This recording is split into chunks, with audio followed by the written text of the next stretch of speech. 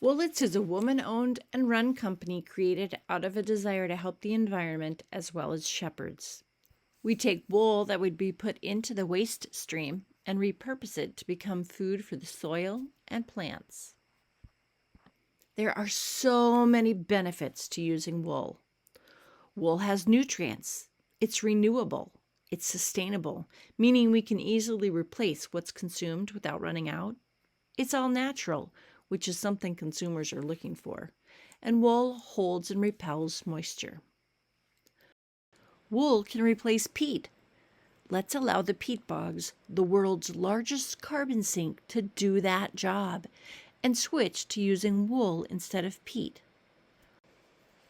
Peat bogs grow at only 1/16 of an inch every year, whereas wool grows 5 to 10 to 15 inches every year. Wool has an NPK profile of 902. 9% nitrogen is a huge boost of nitrogen, and that's 3 times the highest content of chicken manure. And it won't burn your plants like chicken manure because there's no urea in wool. Wool also has micronutrients to release to the soil and your plants. As for the life of the soil, Woollets and shreds break down over the course of 6 to 12 months, creating aggregates in the soil. These aggregates create healthier soil structure, which in turn means more nutrition available for your plants. Wool reduces watering needs by 25% due to its ability to absorb 30 times its weight in water. In times of too much water, wool will pull moisture away from the roots, the hygroscopic nature of wool. And in times of drought, wool gives the moisture to your roots. Wool is moisture balancing. Woollets provide aeration, which gives space for roots to grow, and woollets combat compaction, especially in clay soil, by breaking down over the course of 6 to 12 months, creating small air pockets. No more oil in your soil when you use Woollets. Woollets are 100% natural, raw wool.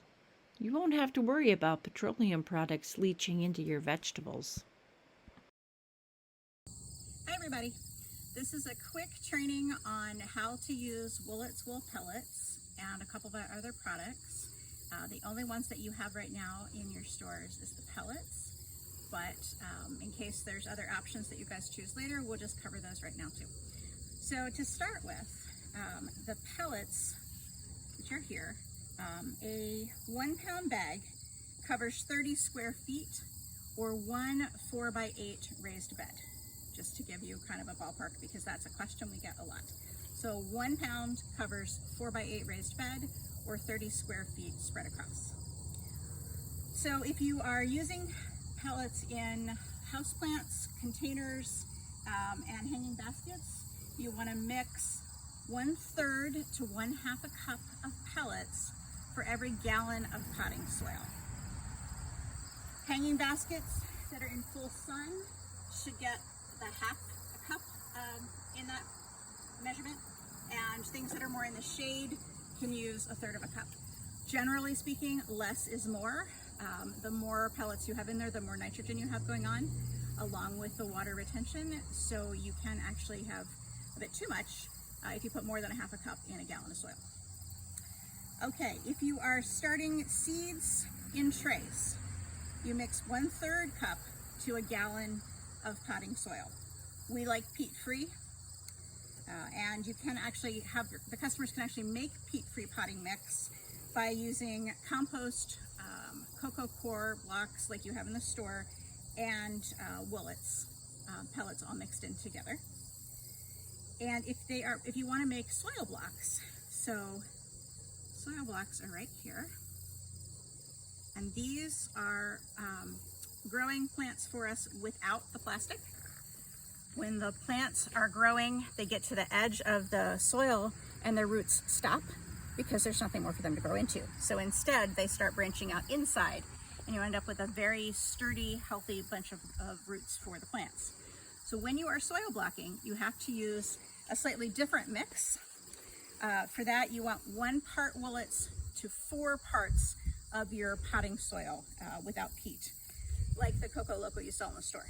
The wool will hold the soil mix together, keep it very moist, and it feeds the seedlings and prevents them from drying out or having transplant shock when you put them right in the ground. For direct seeding in the gardens, sprinkle a few of the pellets in with the seeds.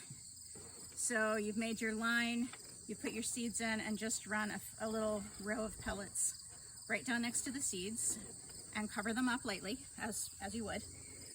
They actually will expand and give some gentle fertilizing and keep the seeds moist so that you have good germination. For people like me who forget to go back and water them after they planted the seeds, this actually saves your seedlings. And then it'll give them a good start of nutrients when they actually start to grow a little bit better. So for transplanting in the garden, so say you've got one of these babies, you're ready to transplant it, at that point you want to take 1/4 cup, so not a lot, 1/4 cup of Woollets and put it at the root zone in the bottom of your hole, and then put your plant in and backfill around it. That's going to give you the most nutrient bang for your buck because it'll be right there at the roots ready for the plants to take up. For moisture retention and reducing your watering, when you're backfilling, you can add another couple tablespoons around each plant. For an established plant, that point you would maybe dig in 1/2 cup to 1/4 cup around the plant, like in the fall. Put that around the plant and dig it in a little, and then over the winter, those will break down and have that nutrient boost ready for the plants when they wake up in the spring to start growing. And then in the spring, you can actually repeat that because those first pellets would have been already broken down and biodegraded. Now you put another round in, cover them back up, and that will feed the plants all summer long until fall again. All right, now if you're going to be using the pellets for slug, snail, deer, and rabbit repellent, for that you would place a ring of the pellets around your plants and water them so they swell up. That forms a barrier for slugs and snails. They don't like that fibrous kind of barbed quality to the wool, so they won't cross it. For deer and rabbits, it's not the quality of the fiber of the wool, it's the smell of the lanolin that they don't like. So if you want to use pellets, then you make a bigger ring so that it's more scented to the air, and that will help. But really for best deer and rabbit protection, using something like the shreds or the fleece is going to be a better option for you. The pellets really work best when they're in the ground, providing that moisture retention and providing the nutrient release. So the shreds. Shreds are just shredded wool. So it looks like this. This is what it looks like before we pellet it. We start out here with raw fleece, shred, and then make the pellets. So when you're using shreds, for a house plant that likes a little extra humidity, you can sprinkle the shreds right on top, and that will pull the moisture out of the air and hold it down near the plant to give them a little bit more moist air to breathe in. And then you can sprinkle the shreds on top of the soil when you are planting as well. So if you've planted and you've put some seeds in here with your pellets and covered it up, just a light coating of the shreds will hold the moisture there and provide a little weed protection, but it's not so tough that the little seedlings can't push through it. When I have tried planting without putting some shredded wool on top, the weeds took over before the plants had a chance to really get going. Okay, you can also add shreds to the bottom of your pots to help plug the holes and keep the soil from falling out. Okay, so mulching fleece. This is our last product that we're going to talk about. Mulching fleece is just raw fleece that we have picked out that is more clean and doesn't have a lot of vegetation in it because it may have some weed seeds in there. And 1 pound of mulching fleece covers 9 square feet. So it could do a small section at a time, and you need to add more. You want to just lay it down around the plants, and it will provide moisture retention, maintain the soil temperature, and also suppress weeds. And if you put it under things like hostas or brassicas that the slugs and snails particularly like, it will deter them from messing with it. You can actually harvest some cabbage for once. Let's see. Okay, and you can use it as a mulch, and you can line the bottoms of your planters and your pots. This is how I like to use it. Putting it in the bottom gives an extra layer of moisture retention. It also can wick away some of the moisture if you get too much, and it keeps the soil from falling out of the pots. And then it will eventually break down completely and just rebuild your soil at the same time. If you have some of the core liners, maybe they're looking a little tatty, instead you could use the raw fleece to line those sort of wire baskets. It's much prettier. And I have not noticed a problem with birds stealing the fleece out of the baskets.